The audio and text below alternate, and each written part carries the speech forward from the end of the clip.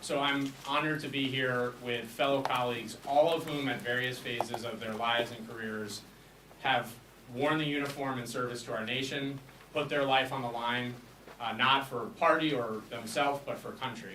And this is a watershed moment, we believe, in our country, where we need to speak up, not as Democrats or Republicans, but as patriots, and say it is absolutely unacceptable that sensitive security information, operational information that would put American lives of our constituents in harm's way. And you're going to hear from all of us today several common themes. One, accountability. All of us knew this serving in uniform. You're responsible for everything your organization does and fails to do. At a minimum, we're calling on our Republican colleagues to share in that joint call for accountability, that there needs to be a fulsome and transparent investigation into what happened with the leakage of the information that we know about and potentially much more sensitive national security information out there. And then the second piece is we're continuing to call on the House Armed Services Committee through their oversight means to hold a hearing on this. And if that is not answered, we'll continue to escalate on behalf of our constituents, on behalf of the American people, to have that transparency and to have that accountability. So again, I want to thank all my colleagues for being here, and I'm going to hand it to Congressman Mike Thompson next. Sir, thank you. Yeah, thank you.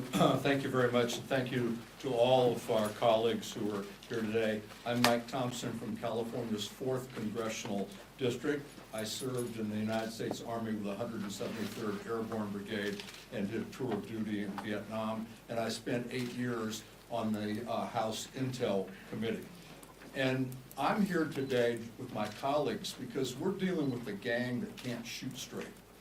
This is an incredibly serious, unforced error that they made, and their error put American service members' lives in danger, and that is not something that we're going to tolerate.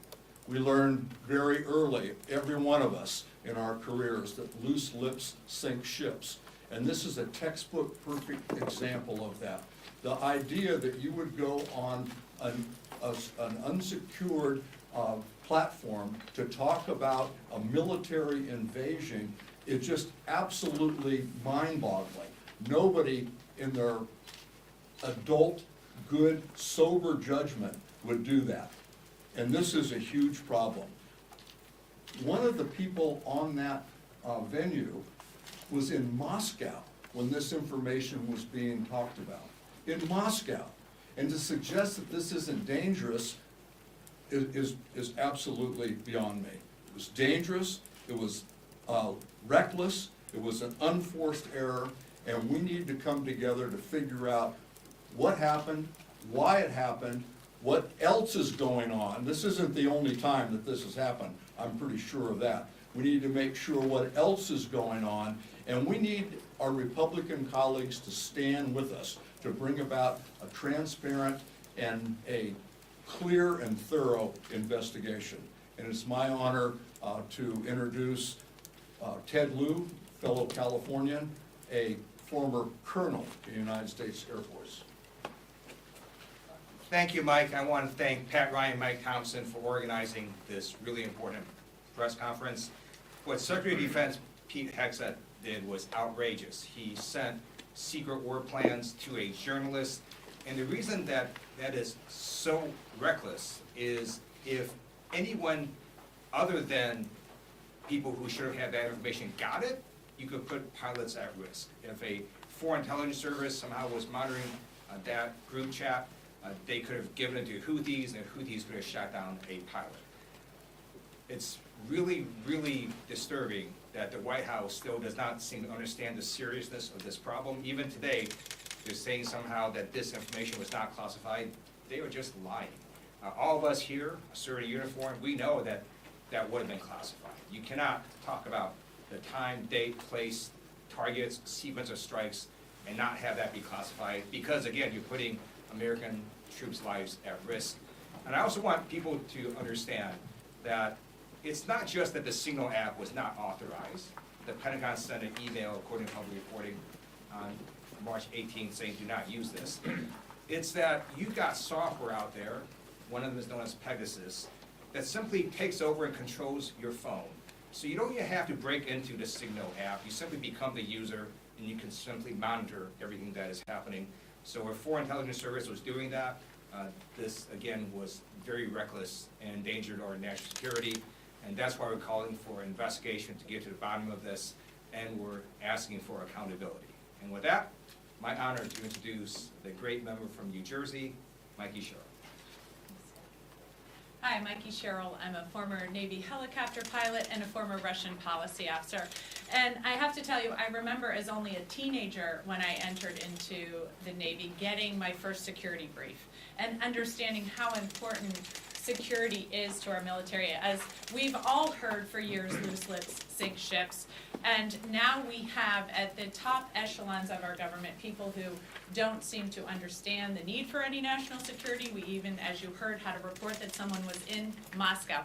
Having traveled myself to Moscow, I know the type of operational security that is expected there of military members. I know the briefings that I received. And so to think that now we have a government that is so has so little concern for our security is really, I think, infuriating. And to see all of these members here who have served, who know that their lives have been on the line, and know that what the minimum that they should be able to count on is that their own government is not going to sell them out to foreign adversaries, that their own government is going to take their security seriously. And yes, to think that anybody is saying now that this was not secure information or this was not secret information or classified information, anybody who knows anything about this area, and there are people on that signal chain that know better, know that this is classified information. You don't give targeting information, you don't give time, and you put people in danger. People's lives, American lives, were in danger because of that signal chain. The thought that you would be in Moscow and that nobody would be monitoring your text chains or that nobody would have access to that is really ludicrous at this day and age. I don't think anybody buys that either. So to think now that this is going to go uninvestigated or that Armed Services is not going to hold a hearing on this in the House is really, I think, completely disregarding what just happened, the danger of the situation, and the sense that I think we all have that if this has been reported on, we need to know what else is going on, because somebody's got to clean house at the White House. And it's obviously not going to be the president, who is now up to his old trick, so I'm declassifying it. Well, too late, buddy, right? Like, this was classified information. This put lives in danger. An investigation needs to take place. That is what we are calling for. And I think the House Armed Services Committee needs to hold hearings on this and get to the bottom of it, so no more service members are put in danger. So I'm really glad to be here today, and with that, I am going to turn it over to my colleague, Salud Carbajal, to speak next. Thank you. Thank you, Mikie. What else can be said? Recklessness at its best. I served in the United States Marine Corps Reserve for the most of my service. I was mobilized for Desert Storm. I went to North Carolina, didn't make it out to the theater. But I speak for all the service members that were put at risk here. This was reckless at best and an illegal violation of the Espionage Records Act. That's what transpired here. And as we see typically with this administration, they denied. First they denied, Secretary of Defense denied when that was asked by the media. Then they went to saying that it was not classified. They unknowingly put somebody who was not part of the national security team on their signal channel. That's what they did. And then knowingly, they did this on a signal channel that was not a secure method of communication.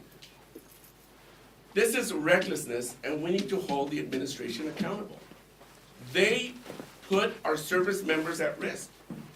Could you imagine the enemies or others that they were targeting knowing all our plans? We could have dead pilots today. We could have dead pilots today and so many others that could have been injured or killed because of their reckless behavior. This is amateur hour.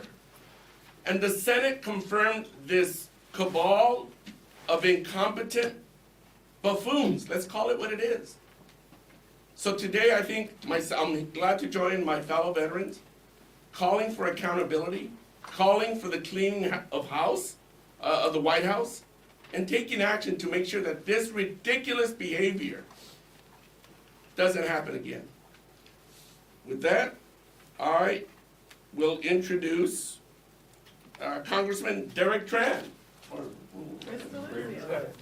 Chris Deluzio. Oh. See, I Oh, wait, whoa. here. We're gonna get the Marine out of the way. You know what? He's still learning the They wrote it. ABCs. They wrote it in crayon. That's why. No offense to Derek.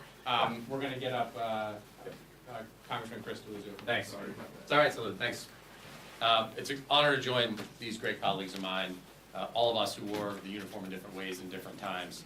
I was a naval officer, I served at sea and on the ground in Iraq.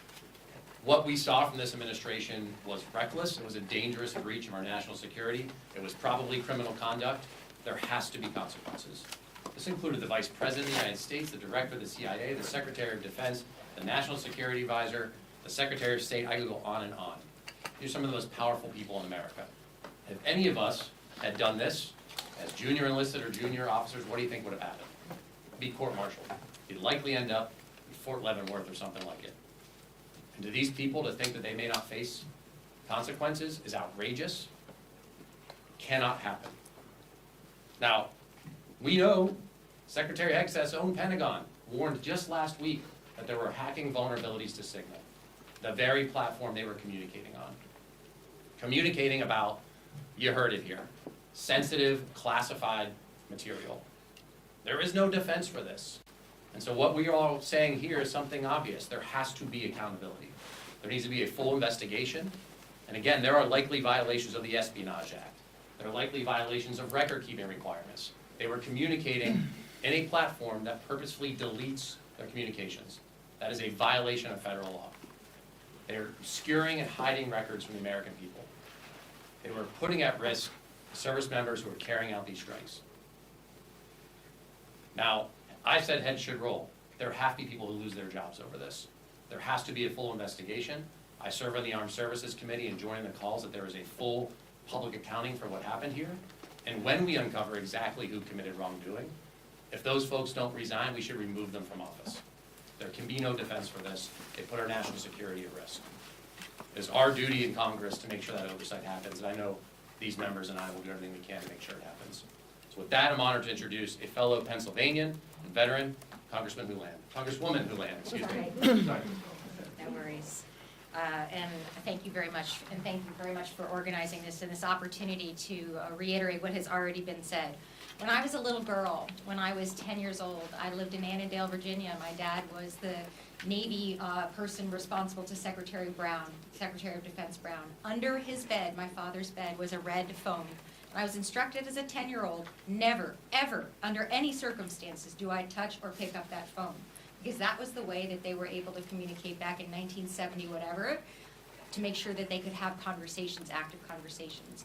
Fast forward to the 80s, when I was an active duty lieutenant myself, and spent the bulk of my career in a skiff. Having learned all of the different ways that you manage classified information and don't manage classified information, if I had done this as a junior officer, I would have absolutely marched myself into my colonel's office and resigned on the spot. In addition, I would have expected to be sent to jail. So Pete Hegseth, Mike Waltz, Marco Rubio, I mean, listen to this list. Tulsi Gabbard, Kash Patel, and every other Trump administration official who uses Signal for war planning and mission execution has to be held to account for their stunning incompetence and their intentional clear defiance. So that's what we are all doing here today. We want to make sure that the hearing is called. We expect, frankly, that no hearing will be called, and so that we will have to, at some point, escalate this. But for either this group of cavalier officials does not grasp the danger that they have put our nation in. If they don't grasp that, they just don't care. So either way, whether they care or don't care, know or don't understand, this is a colossal screw-up, and they need to be accountable for that. So the issue for the administration is not to address, we talked about some red herrings, how a reporter got added to a Signal chat. That's a complete red herring. Although the gaslighting currently underway from the President and the National Security Council and themselves, that's what they're trying to fool you with. I can tell you exactly what happened. We all use Signal. Accidentally, Mike White typed in somebody's name and he got added to the chat. And the rest is, as they say, history. And it's history because we now have the receipts. We can now, thanks to the Atlantic's reporter, have the magic of screenshots.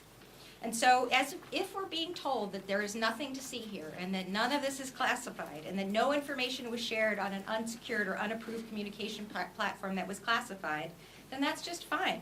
Then show us the money, show us the receipts. Don't edit it, don't redact it, don't disappear it, release it, and release it right now. But we know they won't do that either. They're lying about what happened because it was reckless, because it was probably illegal. They're covering for themselves and for others. They're gaslighting us here in the Congress, you here in the audience, everybody back home. The same people who have spent months and in some cases years pursuing leaks of classified information and promised forms of legal retribution are now tightening their own ranks and closing their own ranks.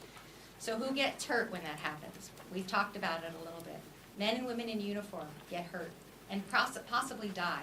And the fact that nobody did die apparently right now is just an accident of chance and luck. So we, the American people, and us, the members of Congress, we owe ourselves a level of accountability, and we call for an investigation now. It is my privilege to introduce a fellow colleague, also from the Armed Services and Intel Committee as well, Representative Jason Crow of Colorado.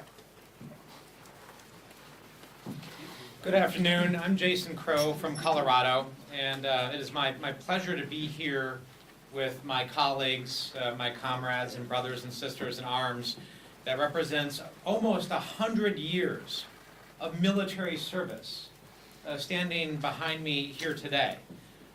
We all understand that our deepest and most sacred obligation is to protect the men and women in uniform who protect us every single day. There's nothing more serious that we do day in and day out here to ensure that these men and women are protected and that they can go home to their families when their mission is done. And it's that makes this incident, this reckless breach of security, so staggering, right? Because it not only put at great risk the lives of those airmen and women who were conducting an extremely dangerous mission that day, but it also represents a larger pattern. I'd like to talk about that. See, this isn't a one-off event. This isn't just a singular mistake that the administration still hasn't admitted that it needs to fix. This is part of a larger pattern of disregard, of impunity, of not taking its job seriously in our most sensitive national security, life and death decisions.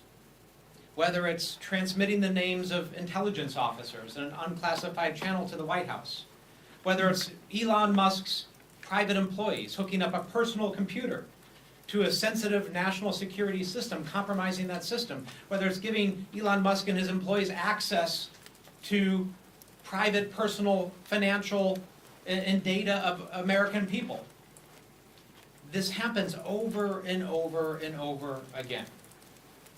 So the pattern that has brought to light through this incident shows very clearly that this administration simply does not care about protecting your data, protecting your information. It simply does not care to take seriously enough protecting sensitive national security information.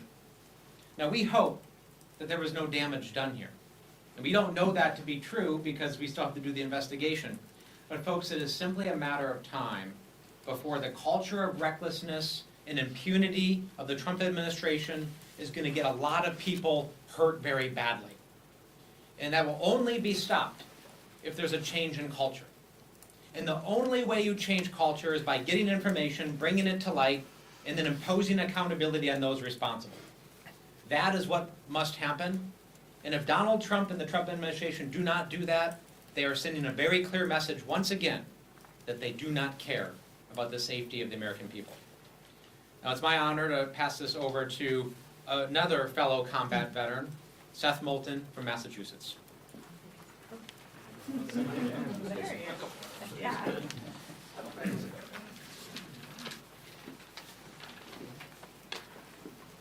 Accountability is back. accountability is back. I quote Secretary Pete Hegseth. That was our Secretary of Defense on the record just a couple of months ago. Now the debate among national security professionals is over whether the Secretary was just incompetent or whether he was drunk. That's how low this has gone, and those are serious debates happening among national security professionals today. Because my colleagues are right. This put American lives at risk. This cheapens the work that our men and women on the front lines of our armed services and our intelligence agencies do every single day. Because it says the rules that apply to you don't apply to us as your leaders. There's a simple concept that I would have thought Pete Hegseth would have learned in the National Guard, which is leadership by example. Well, let me tell you, if any guardsman at any level, including the most junior private, had done what Pete Hegseth did, he would not only be fired, would not only lose his security clearance, but he would probably be criminally prosecuted. Let's just debunk a few myths here, because now the approach these leaders are taking is to lie. That's not in the leadership manual for our armed services, but that's what they're doing now. They're saying, oh, this information wasn't classified. Without even knowing the full details, we know that the time of attack for this operation was in the message. Let's be clear. That's classified information. That's all you need to know. Let's address another issue. Was this illegal? It's illegal on two different levels. One, it's mishandling classified information. That's been well established. But the second level it's illegal on is that the executive is required to maintain records of its communications.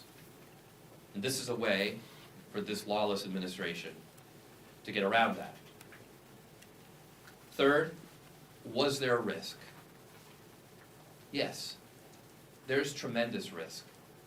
That's why national security professionals, including everyone on that group chat, aside from the people who weren't supposed to be on it, has 24/7 access to classified proper means of communication. So if the national security advisor feels like, oh, I need to chat with someone, well, guess what? In his home, in his office, on his plane, he has the means to do so within the law. So there is no excuse here.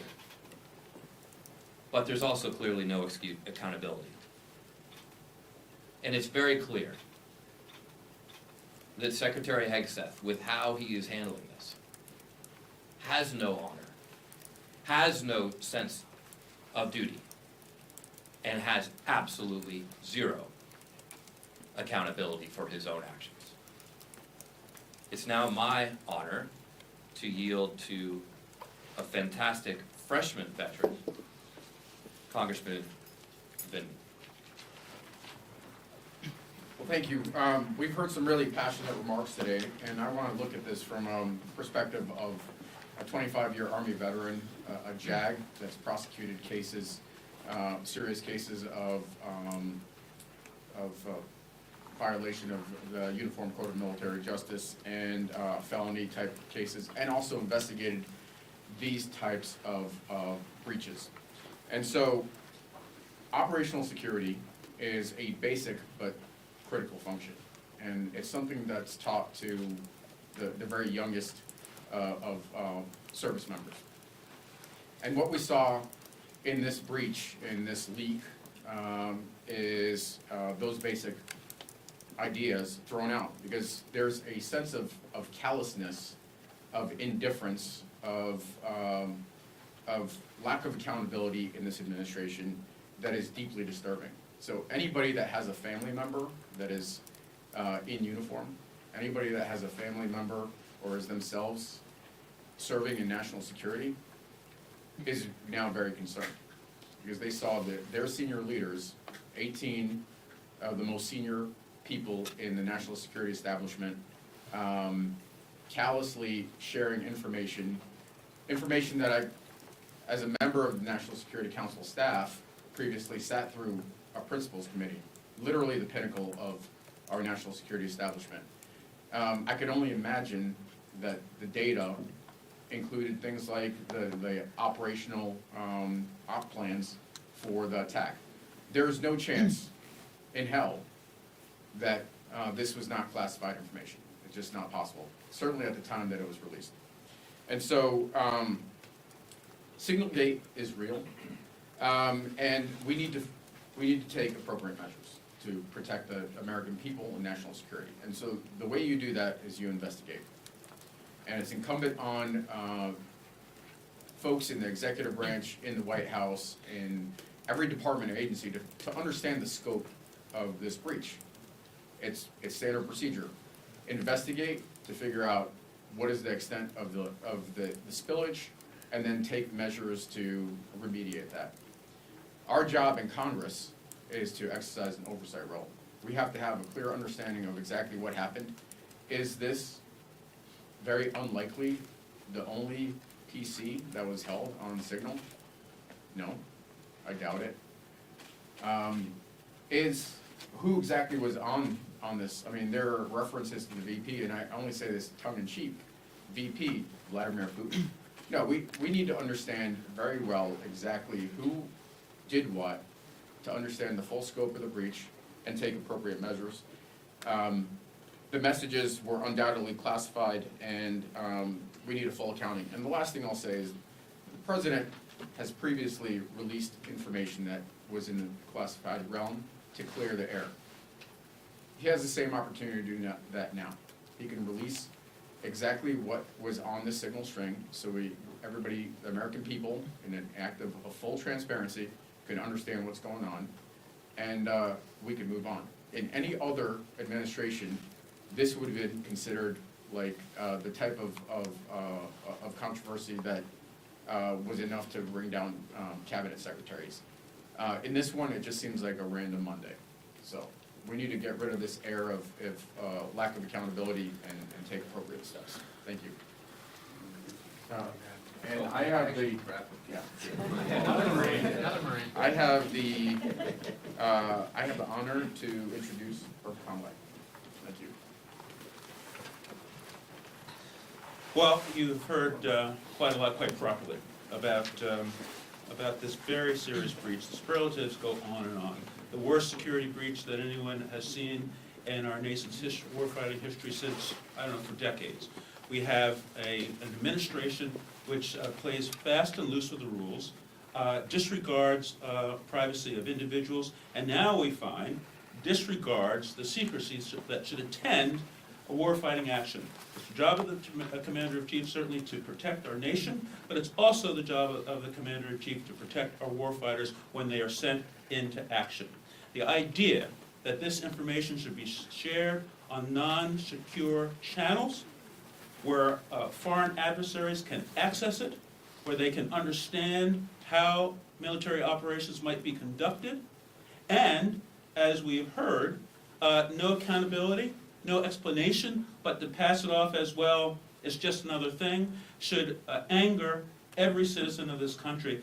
It should anger our allies, who are now going to need to be concerned about what will happen to their information when it's passed along to the upper reaches of our administration and the national security structure.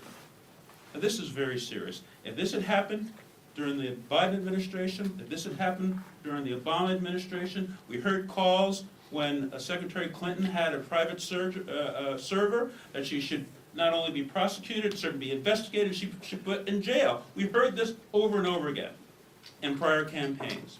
Now, this has happened at this time with this administration. If it was Biden, if it was Obama, we would be having hearings. Hearings would be scheduled before even all the facts were out, and they'd be calling for not only an investigation, they would be calling for resignations. We have heard and we understand from people who know, from news organizations who know that if any person who was a contractor for DOD, any person who was in the military who had engaged in this kind of security breach, they'd be out the door the next day. We've heard that people recognizing they made a mistake would step forward and resign, but we don't have that moral authority, unfortunately, the people that are at the top of our military and defense structure. And so we're certainly calling for accountability, but in this gentleman's opinion, a true accountability will occur when the Secretary of Defense, Seth, resigns his office, as he should, just like any enlisted person or any other contractor for DOD would have to do, and National Security Advisor Waltz should do the same. They have committed very serious acts, and we've heard even possibly crimes.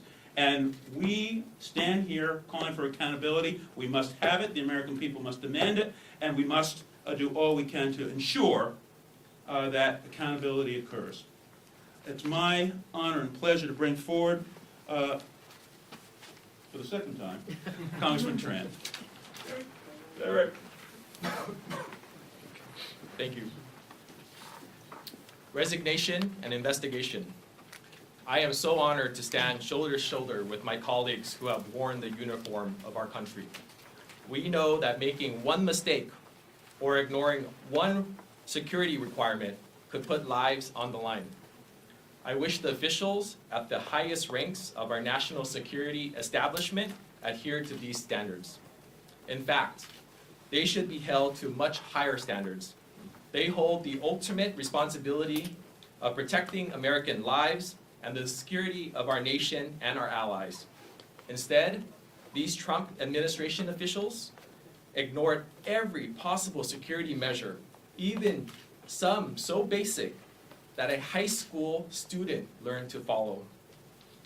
Vice President Vance, Secretary Hegseth, Secretary Rubio, National Security Advisor Waltz, and other high-ranking officials recklessly shared precise details about weapon packages, targets, and timing over a Signal group chat.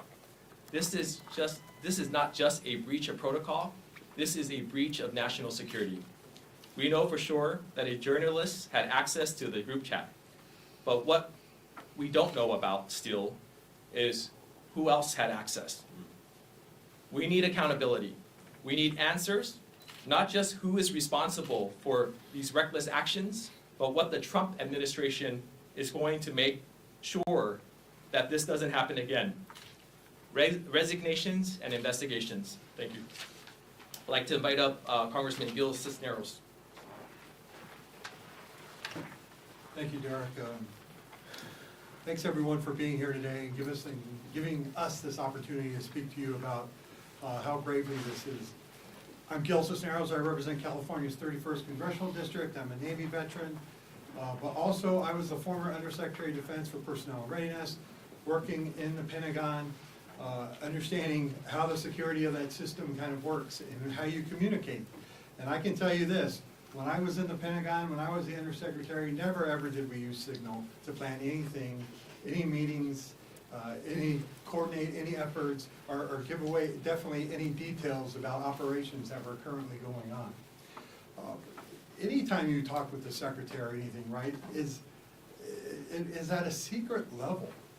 You have, as it's been already said, right, there are devices that you had. I had multiple devices in my office that we would secure on secured networks, right, and then you had your unsecured network. Any operations or anything that was going on was definitely over secure channels. And that was not happening in this. And the thing that is really bothering me about this is the fact too that, every office pretty much in the Pentagon is a SCIF. I mean, definitely the Secretary of Defense's office, but yet he's communicating on his personal cell phone. You're not supposed to be taking cell phones or Bluetooth or any of those devices into your SCIF where they can be kind of tapped into and listened to and brought into that environment. There is just a complete disregard for OPSEC, for Operation Security by this administration.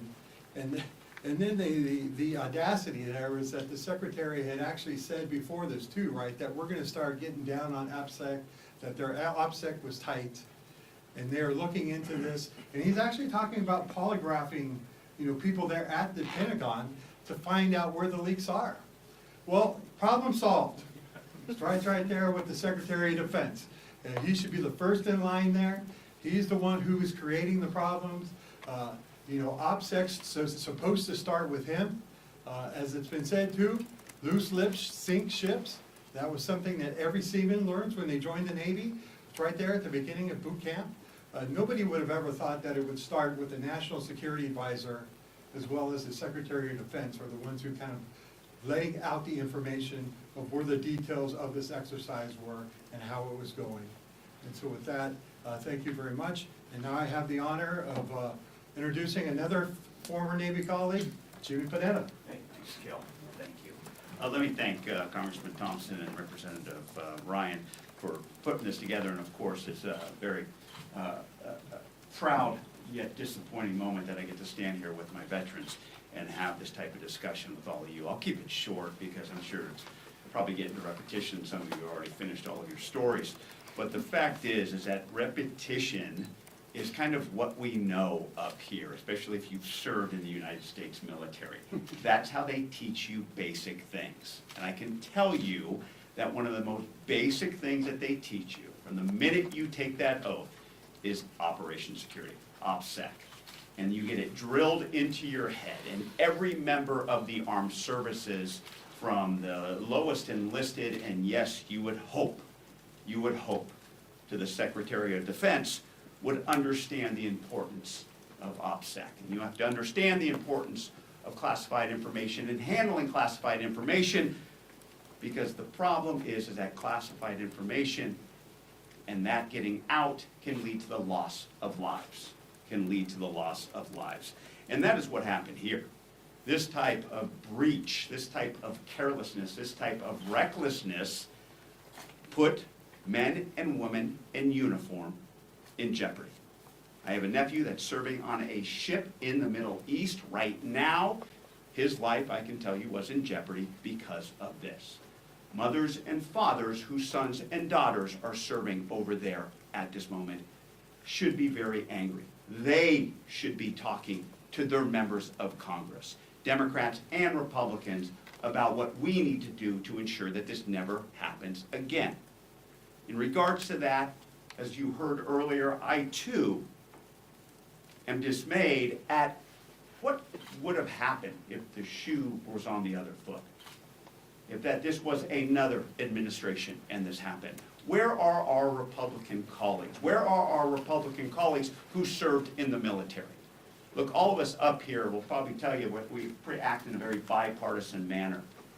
Of all times to be bipartisan, this is it, especially when it comes to this type of carelessness, especially when it comes to putting the lives of our military members in jeopardy. And so I'm here to basically say, to call out and to ensure that, we hope that we can ensure not only oversight of this situation, but that this is the type of oversight that needs to be done by Republicans and Democrats, especially when it comes to the men and women in our armed services. And so I hope that's something we can continue to work on. If not, basically you're seeing who actually understands what it means to keep our nation secure and keep our men and women in uniform and keep their lives secure as well. Thank you. I'm the last one. Ryan, question? Anyone have any questions? A few members alluded to actions you could take or ways you could escalate this particular issue. What options are available to House Democrats to force action on this security breach? Excellent question. I think what you've heard from everybody here is we need to dig into this. We need to find out what the procedures are that they follow. How do we know this isn't happening in other places? How did this happen? It needs to be a full investigation. We need full transparency. And what we're doing is we're calling on everyone in Congress to come to the front line on this to make sure we get those answers. I'll just very quickly add it. I mean, if House Republicans don't do the right thing by our nation and our men and women in uniform, everybody that was here today, we are gonna ensure that they do the right thing. We will, every single day, remind people of the grave national security violation, the risk to all of our men and women in uniform, and we will not let them try to sweep this under the rug. I know our leadership is behind that, entire party is behind that, and you can hold each of us accountable to continue to push on that, and we appreciate your all's help to continue to focus on this until the right thing is done. I just want to add one thing in there real quick. At some point, the Secretary of Defense is going to have to come and testify in front of the House Armed Services Committee. And if they think he's not going to get asked about this, they're not living in reality. He's going to have to answer the call at some point, so why not do it now? Yes, ma'am. Thank you. You all mentioned that you'll kind of escalate this if there isn't a House Armed Services investigation on this. Is there any chance that Democrats would do some sort of shadow hearing or shadow investigation on this topic to kind of get that information out? Well, I think you heard it loud and clear that what we believe needs to happen is the Congress of the United States of America, in a bipartisan manner, needs to do this. But as you also heard, if they don't, we're not standing down. The president a short time ago just said that on camera the information is not classified that he said it was shared. Do you believe that the president is lying directly, considering he wasn't on the call, and then following up, if the president said that the information shared was not classified, should the journalist who received the information be compelled now to share that information publicly? I mean, according to him, it's not classified, or be compelled to without repercussions. I may have been born at night, but it wasn't last night. There is no way in the world you can plan a military operation with airstrikes and have that not be classified to some level. It is absolutely absurd that they would think that anybody with any understanding of any of this would fall for that. If I may, so I sat on Principals Committee meetings and dozens of meetings at the White House, and this is secret information. It's probably TS information. This is inbound aircraft, timetables, before American personnel are in harm's way over Yemen. So it's classified, there's no doubt about it. A private can tell you it's classified information. Just one more. Can you expand on what holding your colleagues to account looks like? Well, I don't think there's any bounds to that. We're gonna do whatever we can to ensure that American military personnel are safe and that our missions are protected, and we'll do everything we can to make sure that that happens. If I may. But also, this is more than just members of Congress. I know we're up here talking about this. This is, like I said, the mothers and fathers whose sons and daughters whose lives were in jeopardy because of this breach. They need to hold their representatives accountable so that their representatives then basically actually have the courage to step up like we are up here and hold basically their Secretary of Defense and our military leaders accountable for this reckless breach. Thank you very much. Thanks, Mike. Thank you.